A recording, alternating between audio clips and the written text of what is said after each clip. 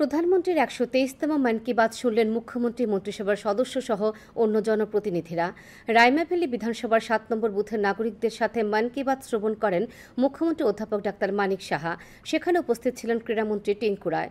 খয়েরপুর বিধানসভা কেন্দ্রের মেখলিপাড়ার ৪৬ নম্বর বুথে বিজেপি রাজ্য সভাপতি তথা সাংসদ রাজীব ভট্টাচার্য প্রধানমন্ত্রীর মন কি বাতের ১২৩তম পর্ব শুনেন।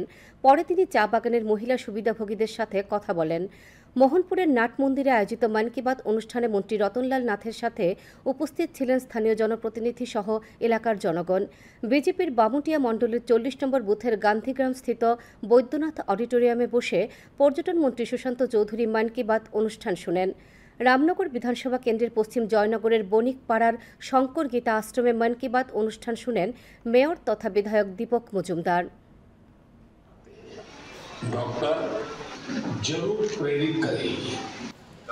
সরকার মানুষের জন্য, শ্রমিকের জন্য, যুবকদের জন্য, মহিলাদের জন্য কি কি কাজগুলি করেছে তা উল্লেখ করে এখানে মানুষের মধ্যে মানুষের যে উৎসাহ উদ্দীপনা সেটা পরিবর্তিত।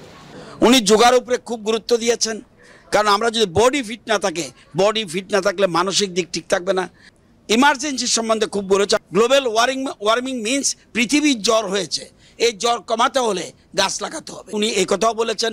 উনি বলেছেন যোগার কথা বলেছেনই, আরও বিভিন্ন জায়গায় বিভিন্ন বিষয় নিয়ে উনি তুলেছেন।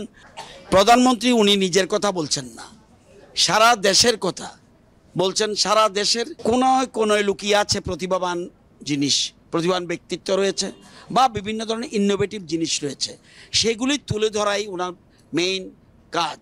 ওনার মেইন কথা হলো আত্মনির্ভর ভারত, এক ভারত শ্রেষ্ঠ ভারত। পরপর ৩ বার মোদিজি প্রধানমন্ত্রী হিসেবে আসেন বলে এবং প্রত্যেকবার যে প্রতিজ্ঞাবাদী প্রমিস করেছেন নির্বাচনের সময়, প্রতিটি ক্ষেত্রে সেই নির্বাচনের দেওয়া যে প্রতিজ্ঞা সেটা কিন্তু রক্ষা করবে, আগামী দিনে রক্ষা করবে।